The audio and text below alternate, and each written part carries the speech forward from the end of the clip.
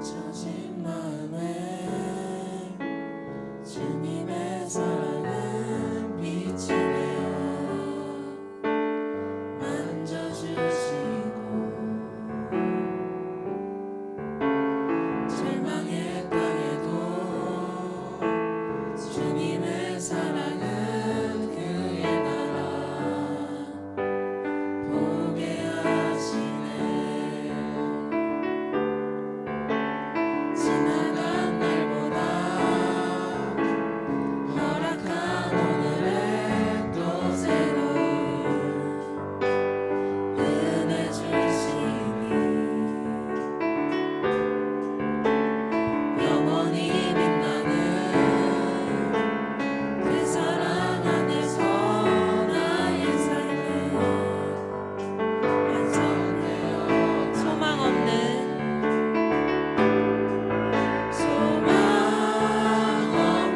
인생의 아픔 속에도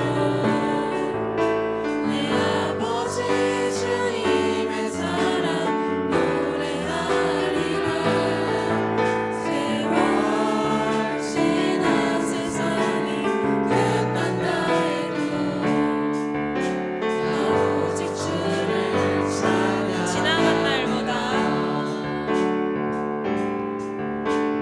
지나간 날보다 허락한 오늘의 또 새로운 은혜 주시니 영원히 빛나는 그 사랑 안에서 나의 삶은 완성되어 가네. 소망 없는 인생의 아픔 속에도 내 아버지 주님의 사랑 노래하리라. 세월 지나 세상이 끝난다 해도 난 오직 주를 소망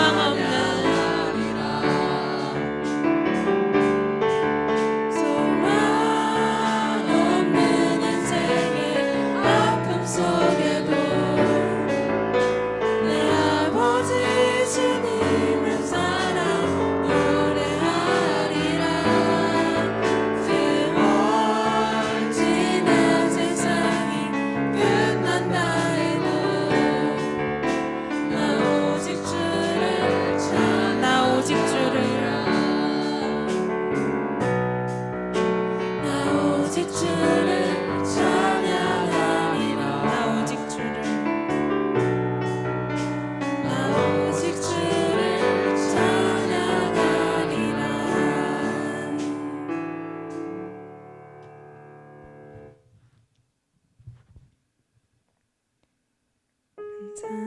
감사함으로 주를 높이며 그 문에 들어가서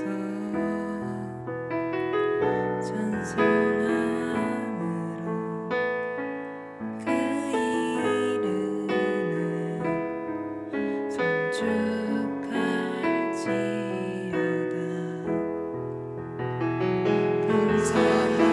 감사함으로 주를 높이며 그 문에 들어가서 찬송함으로 그 이름을 송축할지어다.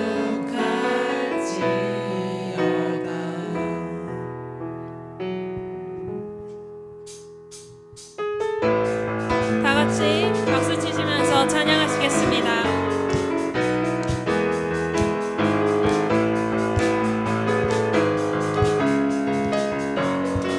여호와를 즐거이 불러. 여호와를 즐거이 불러 기쁨으로 주님께 나가리. 여호와 하나님만 주의 백성 기르시는 양이라. 여호와를 즐거이 불러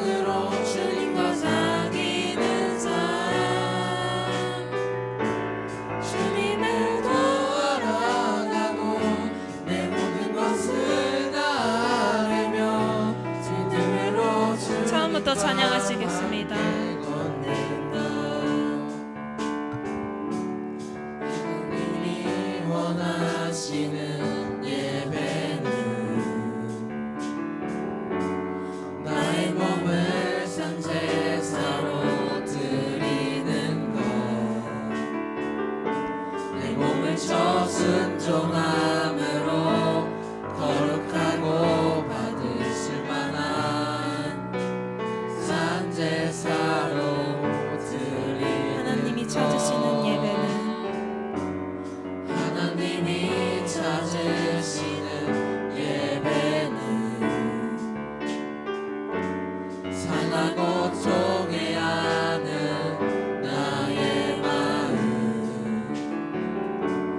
가난한 마음으로 나아가 회개하며 그에 합당한 참된 열매 맺는 삶 신령과 진리로 신령과 진리로 드리는 예배는 거듭난 생명으로 주님과 사귀는 삶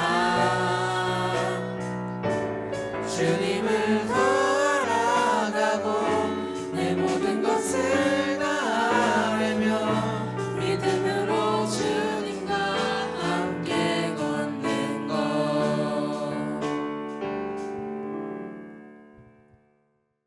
요셉이 시종하는 자들 앞에서 그 정을 억제하지 못하여 소리질러 모든 사람은 나에게서 물러가라. 하고 그 형제들에게 자기를 알리니 그때 그와 함께한 다른 사람이 없었더라. 요셉이 큰 소리로 우니 애굽 사람에게 들리며 바로의 궁중에 들리더라. 요셉이 그 형들에게 이르되 나는 요셉이라. 내 아버지께서 아직 살아계시니이까? 형들이 그 앞에서 놀라서 대답하지 못하더라. 요셉이 형들에게 이르되 내게로 가까이 오소서.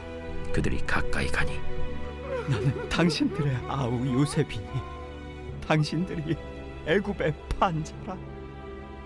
당신들이 나를 이곳에 팔았다고 해서 근심하지 마소서. 한탄하지 마소서. 하나님이 생명을 구원하시려고 나를 당신들보다 먼저 보내셨나이다. 이 땅에 2년 동안 흉년이 들었으나 아직 5년은 밭갈이도 못하고 추수도 못할지라. 하나님이 큰 구원으로 당신들의 생명을 보존하고 당신들의 후손을 세상에 두시려고 나를 당신들보다 먼저 보내셨느니 그런즉 나를 이리로 보내니는 당신들이 아니요 하나님이시라. 하나님이 나를 바로에게 아버지로 삼으시고 그 온 집의 주로 삼으시며 애굽 온 땅의 통치자로 삼으셨나이다. 당신들은 속히 아버지께로 올라가서 아뢰기를 아버지의 아들 요셉의 말에 하나님이 나를 애굽 전국의 주로 세우셨으니 지체 말고 내게로 내려오사 아버지의 아들들과 아버지의 손자들과 아버지의 양과 소와 모든 소유가 고센 땅에 머물며 나와 가깝게 하소서. 흉년이 아직 5해가 있으니 내가 거기서 아버지를 봉양하리이다.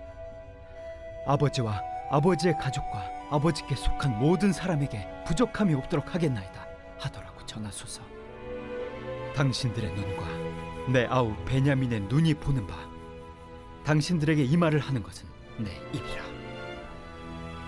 당신들은 내가 애굽에서 누리는 영화와 당신들이 본 모든 것을 다 내 아버지께 아뢰고 속히 모시고 내려오소서.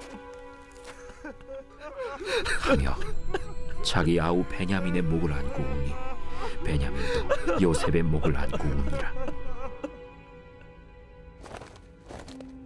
요셉이 또 형들과 입맞추며 안고 우니 형들이 그제서야 요셉과 말하니라. 성령님, 어서 오시옵소서. 여러분 성령님을 사모하시기를 바랍니다. 여러분 성령 충만하시기를 바라요. 성령 충만은 우리 그리스도인에게 굉장히 중요합니다. 성령으로 충만하지 않은 사람은 여러분 그 삶의 능력이 나타나질 않아요. 성령으로 충만하지 않은 사람은 언제나 내 힘으로만 감당해야 합니다. 모든 걸. 하지만 성령 충만한 사람은 내 능력이 아니라 성령님의 능력으로 살아요. 성령으로 충만한 사람은 불가능을 보기보다 가능성을 바라보고 하나님의 꿈과 비전을 바라봅니다. 하지만 성령 충만하지 않으면 사람이 보이고 현실이 보여요. 성령 충만은 단순히 우리가 능력을 받기 위해서 사모해야 할 게 아닙니다. 장풍 쏘려고 성령 충만 받는 게 아니에요. 그거 잘못 알고 있는 거예요. 여러분, 성령님은 성부, 성자, 성령 삼위일체 하나님이세요. 그분은 인격이세요. 우리가 그분으로 능력을 행할 때 소환한다고 해서 나타나는 분도 아니고 우리가 가세요 한다고 해서 가시는 분도 아니에요. 저는 지금까지 교회의 역사와 우리의 신앙 가운데 너무나 성령님을 너무나 모독한 죄가 있다고 봅니다.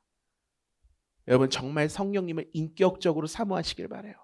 성령님을 인격적으로 만나시길 바랍니다. 우리 어하나 친구들은 지금 계속해서 사도행전을 살펴보고 있습니다. 여러분, 성령님을 만난 그 수많은 성도들과 제자들이 어떻게 변했습니까?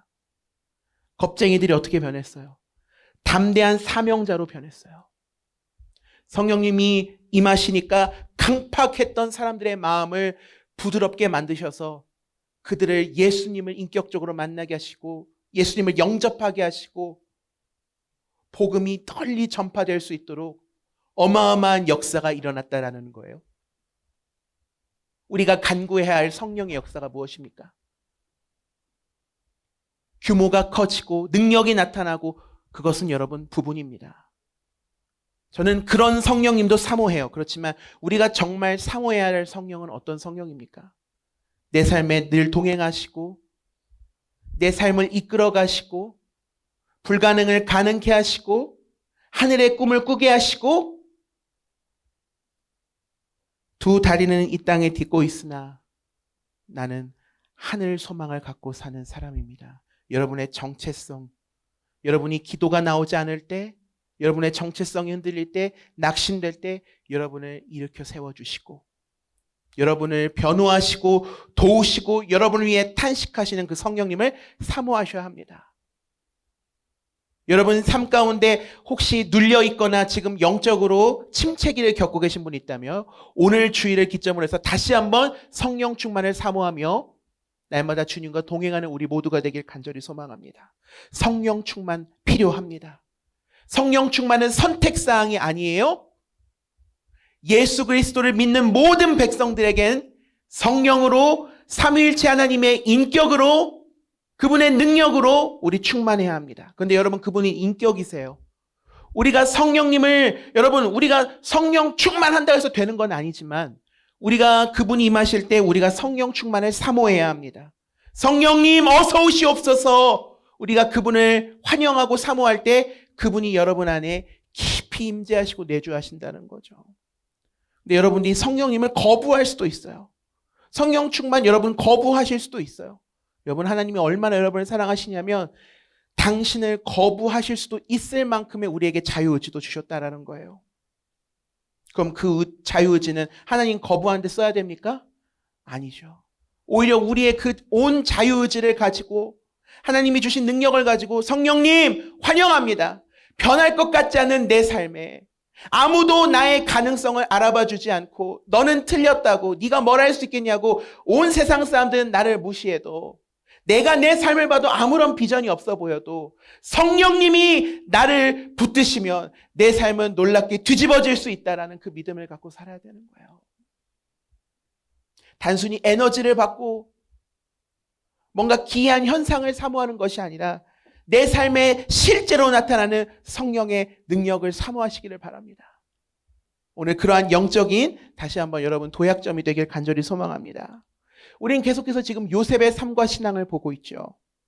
여러분 삶에도 그런 이해할 수 없는 순간들이 찾아올 거예요. 도대체 왜 이런 일이 나에게 일어나는가? 도대체 내가 뭘 잘못했다고? 이해할 수 없는 일의 연속이죠. 우리 인생이 그렇습니다. 다 이해가 됩니까? 하나님은 왜 사랑하는 사람을 데려가시는지, 하나님은 왜 우리 가족에게 아픔의 시간을 통과하게 하시는지, 하나님은 왜 나에게 이런 억울한 일을 겪게 하시는지, 지난주 말씀 빚어지는 중입니다라는 말씀을 들어도 도대체 언제까지 내가 이 빚어짐을 당해야 할지, 여러분 중에 그렇게 막막하게 살아가고 계신 분이 왜 없겠어요? 요셉의 삶을 보세요. 가장 가까운 가족인 형들에게 배신을 당하고 이집트의 노예로 팔려갑니다. 그곳에선 강간미수범으로 몰려서 감옥살이까지 합니다. 자, 그런데 오늘 이제 상황이 완전히 바뀐다라는 거예요.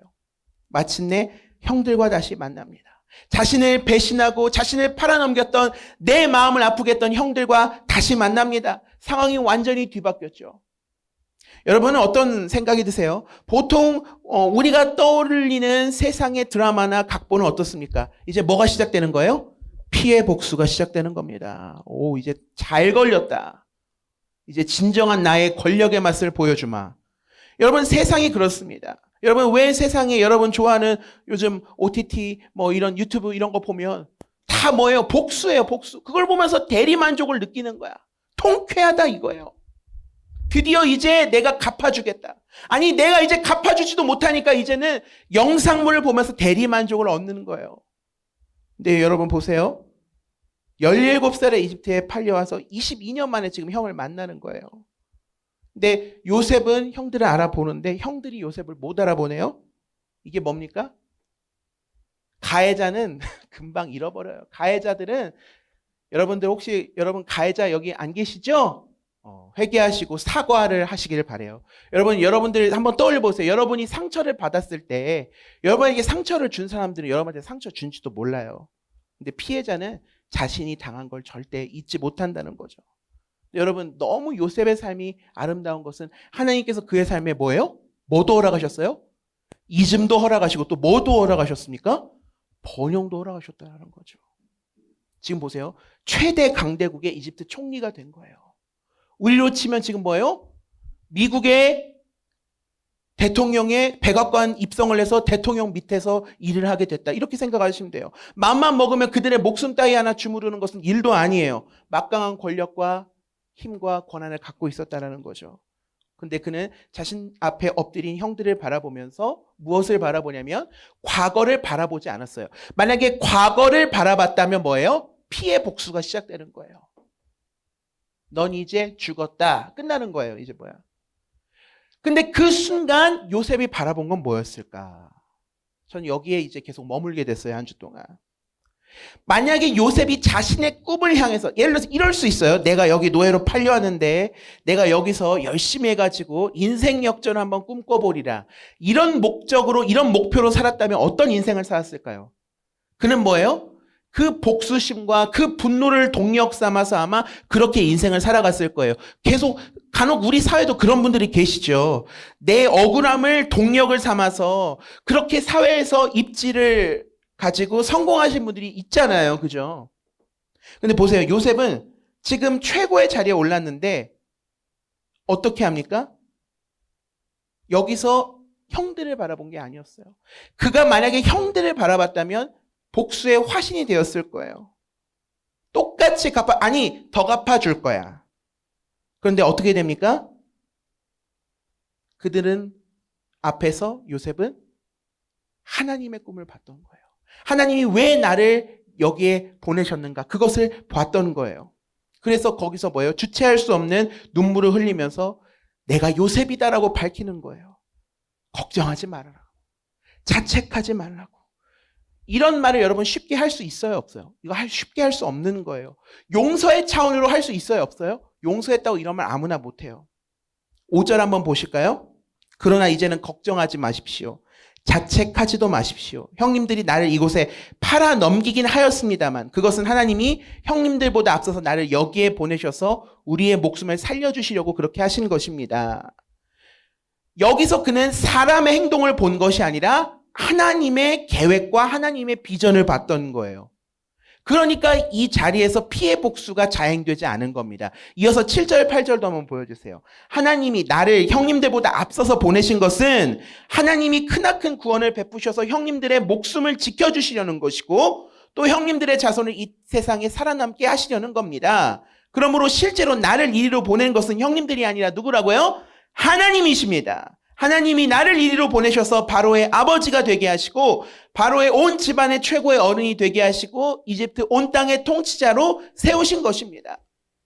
지금 그의 고백을 보세요. 원망이 있습니까? 한탄이 있습니까? 분노가 있습니까? 아니요. 최고의 자리에 올랐지만 잘 들으십시오. 여러분, 하나님의 사람은 포지션이 중요한 게 아니라고 제가 지난주에 말씀드렸어요. 왕이 됐어요. 총리가 됐어요. 높은 자리에 올랐어요. 근데 거기서 어떻습니까? 변함없이 하나님을 바라볼 수 있는 것. 이게 하나님의 사람들의 특징이라는 거예요. 이러한 시선 차이가 여러분에게 있는지 여러분 한번 돌아보시기를 바라요. 여전히 아픔과 과거의 상처를 묵상했다면 앞에 있는 형들은 뭐예요? 복수의 대상인 거예요. 잘 걸렸다. 그럼 여러분 이 창세기는 상상할 수 없을 정도로 무서운 피해 복수극이 되는 거예요. 그런데 이 고백을 통해서 우리는 뭘 할 수 있냐면 요셉의 시선이 어디에 머물고 있는가? 사람이 아니라 과거의 상처와 아픔이 아니라 하나님을 바라봤다. 그러니까 완전히 해석이 다르게 펼쳐진다라는 거예요. 나의 억울한 시간들이, 나의 억울한 사건들이 하나님의 계획으로 해석이 될 때 내가 받은 상처조차 영광의 훈장이 될 수 있다라는 거예요. 그래서 원망 대신에 용서를 선택할 수 있었던 것이고 용서 너머에 있는 하나님의 계획을 붙잡을 수 있었다라는 거예요. 용서에서 멈추지 않았다는 걸 어떻게 할 수 있습니까? 형들을 살리고 아버지를 초대해서 가족 전체를 책임지겠다고 해요. 이게 여러분 회복이라는 거죠. 용서가 회복을 낳는데 이 회복은 뭐예요? 관계의 회복을 가져왔다. 여러분 삶에 여러분 관계의 회복을 가져오는 하나님의 사람들이 되시길 바라요. 여러분을 통해서 무너졌던 관계가 회복되기를 바랍니다.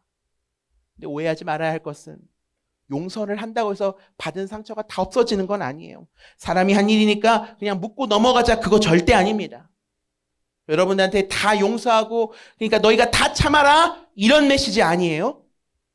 단 이거는 기억하세요. 여러분이 받은 상처가 있으면 여러분이 받은 상처의 해석권을 그 사람들에게 남겨두지 말라라는 거예요. 잘 들으세요. 내가 받은 상처가 있어요. 내가 받은 아픔이 있어요.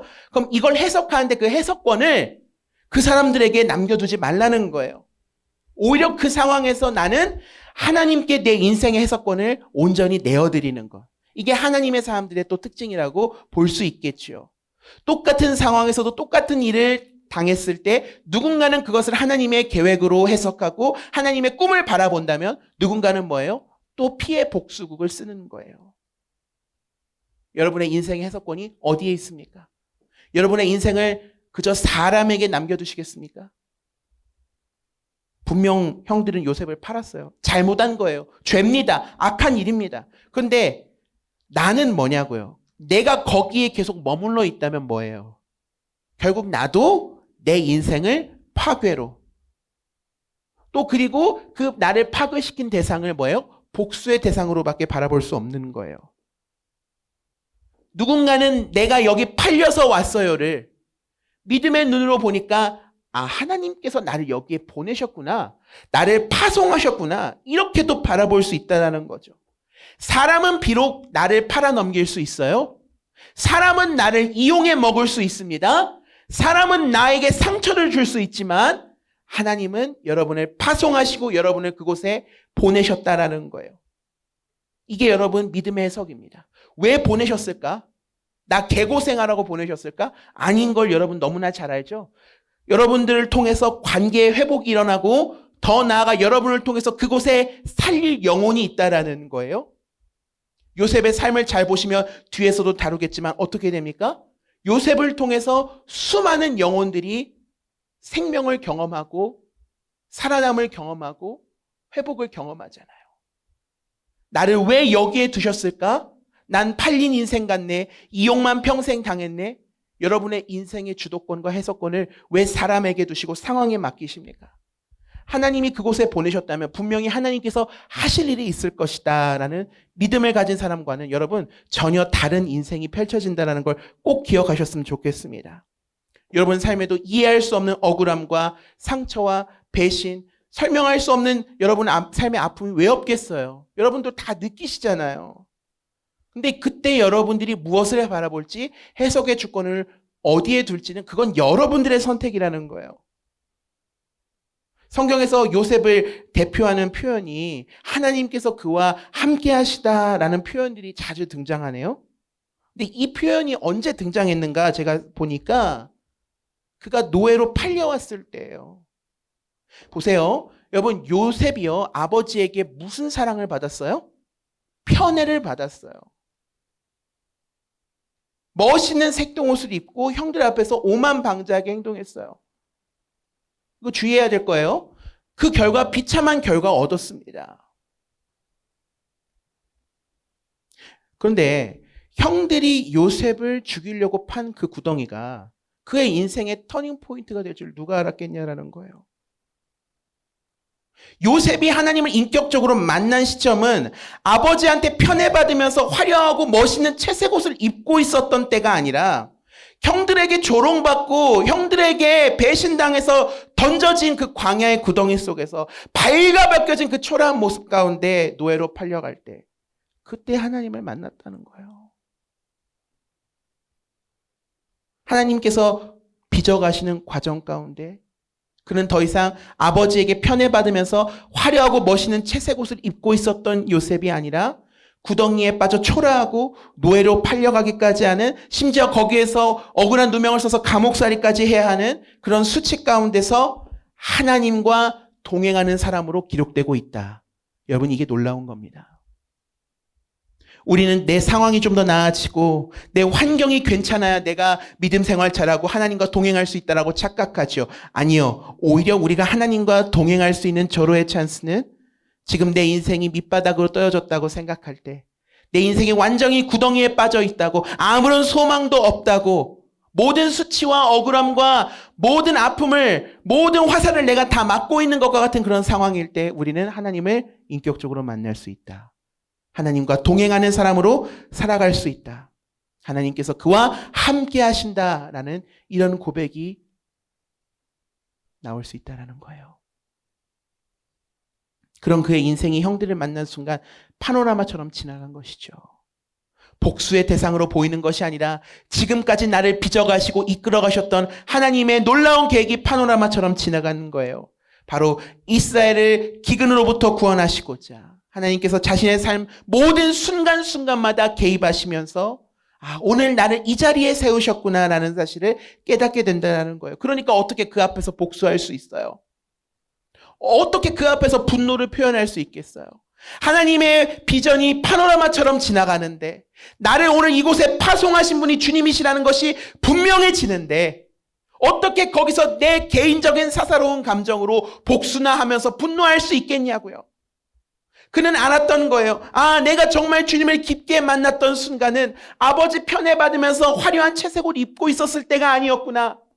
내가 정말 하나님과 동행했던 그 순간은 내가 가족들 가장 가까운 형들에게 배신당하고 팔려가고 억울한 누명을 써서 감옥에 갇혀 있을 때, 그때 내가 진정 하나님의 사람으로 빚어지고 있구나. 내가 그때 정말 주님과 동행하는 사람이었구나. 이 사실이 분명히 그에게는 보여진 것이죠. 여러분 삶에도 그러한 경험이 있습니까? 우리의 환경이 더 나아져야, 시험 걱정이 없어야 내가 더 예배를 잘 드리겠다고요? 천만의 말씀입니다. 그럼 여러분 방학 때 예배 잘 들으셨습니까? 우리 교회는 잘 모르겠어요. 그런데 어떤 교회를 가면 가장 뜨겁고 부흥하는 데가 어딘 줄 아세요? 우리 교회는 그런 부서가 없지만 고3 수험생부나 재수생 부서가 있는 교회들, 절박하게 기도합니다. 청년들 취업 앞두고 절박하게 기도합니다. 대입 앞두고 절박하게 기도합니다. 절박하면 사람이 오히려 더 거기서 주님을 찾는다니까요. 과연 저는 요즘 그런 생각이 들어요. 내 생활의 윤택함이 그게 하나님을 더 잘 섬기고 내 믿음이 좋아지는데 도움이 될까? 오히려 더 인생의 구덩이를 맛보고, 제가 몇 주 전에 제가 그런 말씀을 드렸잖아요, 여러분에게. 저는 제가 여러분을 섬기는 동안 여러분에게 진정한 절망이 무엇인지를 가르쳐 드리겠다고요. 진정한 좌절과 패배가 뭔지 분명히 여러분께 말씀드리겠다. 제가 왜 그 얘기를 드렸습니까? 진정한 절망을 경험해 본 사람만이 진정한 소망을 바라보고 그 소망을 갈망할 수 있는 거예요. 내가 내 삶에 먹고 살만하고 예수님 없어도 괜찮네. 그런 사람들이 어떻게 영적으로 성장합니까? 여러분 삶에 진정 절망을 밑바닥을 쳐본 사람만이 진짜 소망이 무엇인지 볼 수 있는 거예요. 그니 여러분 삶 가운데 이해될 수 없는 상황과 그런 좌절의 순간이 찾아올지라도 여러분 그 인생의 해석권을 잘 들으십시오. 여러분과 사람들에게 남겨두지 마세요. 억울하게 팔려간 인생 가운데서 나를 그곳에 보내신 하나님, 그곳에서 나를 통하여 한 가족을 살리시고 한 민족을 살리시고 온 열방을 살리셨어요. 그 믿음의 대로가 어디까지 이어집니까? 온 세상을 구원하신 인류의 메시아 예수 그리스도께서 그 가문을 통해 오신다는 것. 상상이나 있겠냐고요.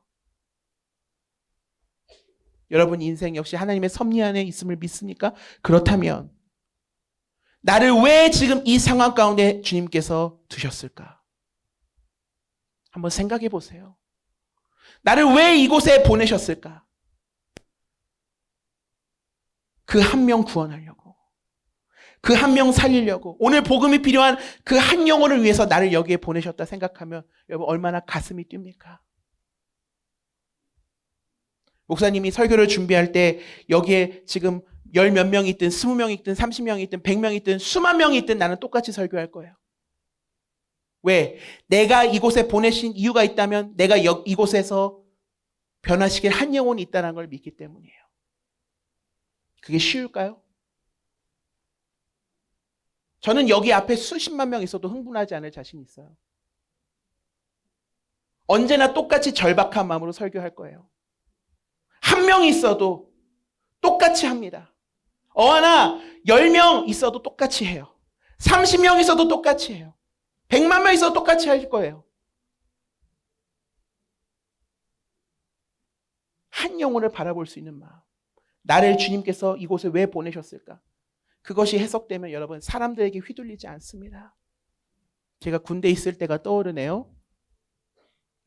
제가 군대에 있을 때 설교를 하면 밤에 한 2명, 3명 와요. 이제 여러분 이제 취사병이라고 하는데 실제 저희 부대에서는 급양병 이랬어요.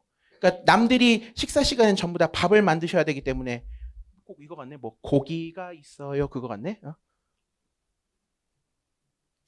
그러니까 저녁에 한 2명 와요. 그 급양병 형제님들이. 저 마이크 똑같이 볼륨 해놓고요. 여기서 똑같이 지금처럼 걸어다니면서 똑같이 소리 지르면서 설교했어요. 그러니까 헌병대장이 와가지고 여기 무슨 부흥회 하는 줄 아는데 여기 2명 앉아있는 거야. 어쩔 때는 1명 앉아있어. 저한테는 그게 훈련의 시간이었던 것 같아요.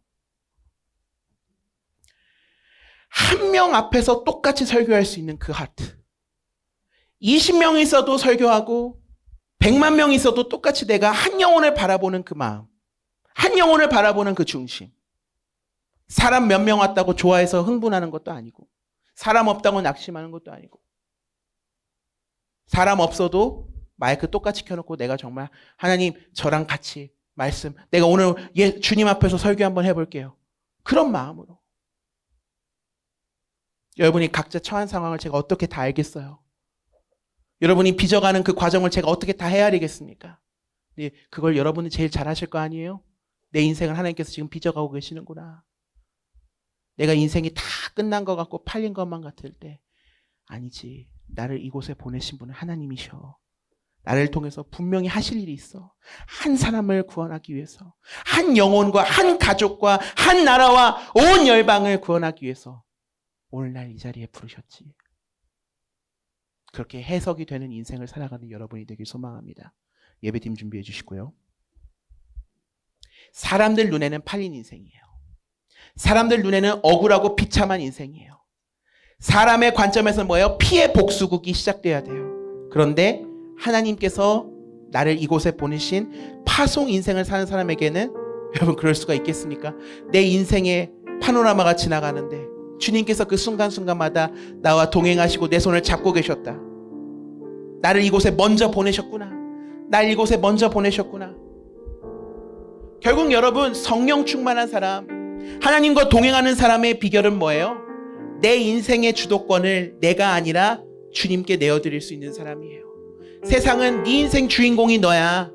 그러니까 너의 꿈대로 너의 소신껏 살아봐. 그러니까 들으면 괜찮죠. 맞는 말이죠. 그런데 여러분 내가 내 인생의 키를 잡고 내 인생의 주도권을 잡고 가는 사람은 여러분 그 짐을 여러분이 다 온전히 스스로 감당해야 돼요. 그럼 뭐예요? 또 피해 복수국 시작되는 거예요. 감히 내 꿈을 방해해, 감히 내 진로를 방해해, 너는 죽어라. 복수의 맛을 보여주마.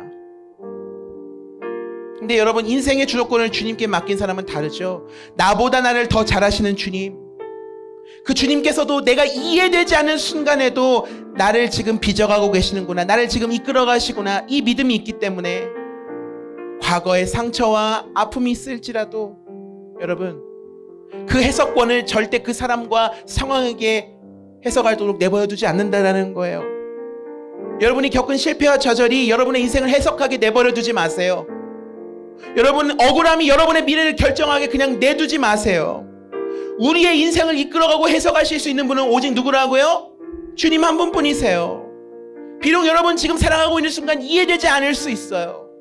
그러나 우리가 믿음으로 이렇게 고백합시다. 내 삶은 주님의 것입니다. 지금 이 자리에서 주님께서 나를 부르셨으니 나를 통해 한 영혼을 회복시키시고 나를 통해 한 영혼을 살리시고 주님의 뜻을 이루실 그 주님을 찬양합니다. 이러한 고백이 우리 모두의 있길 소망합니다. 우리 함께 자리에서 일어나서 찬양할까요? 내 삶은 주의 것, 주님 내 길을 잘 아시고 내 걸음하시네. 어둠에서 빛을 내시는 그분을 믿네. 무엇으로 주를 섬길지 어디로 가야 할지 이는 나를 아시고 길을 여시네. 처음부터 고백할까요? 주님 내 길을 잘 아시고 주님 내 길을 잘 아시고 내 걸음 아시네. 어둠에서 빛을 내시는 그분을 믿네. 무엇으로 주를 섬길지 어디로 가야 할지 헤매이는 나를 아시고 길을 여시네. 내 삶은 주의 것, 내 삶은 주의 것, 내 삶은 주의 것. 온전한 신뢰 주님께 드립니다. 주께 드리네. 보이지 않아도 믿음으로 걷네. 주 영광 바라보고 다시 한번 고백할까요? 내 삶은 주의 것.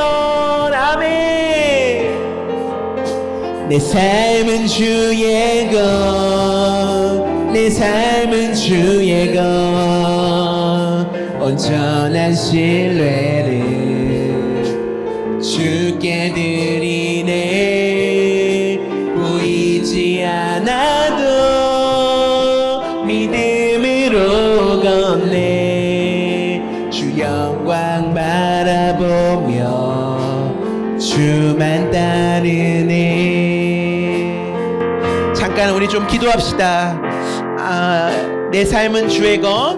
이 찬양을 만든 분이 그 김명선 목사님이 되셨는데, 이 찬양이 만들어진 때가 자녀는 태어났는데 남편분이 돌아가셨을 때 만든 찬양으로 저는 알고 있습니다. 내게로부터 눈을 들어, 그 시선을 만드신 분이거든요.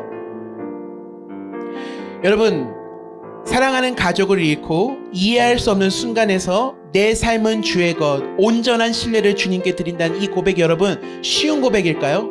쉽지 않다는 거예요. 보이지 않는데 어떻게 믿음으로 걸어요?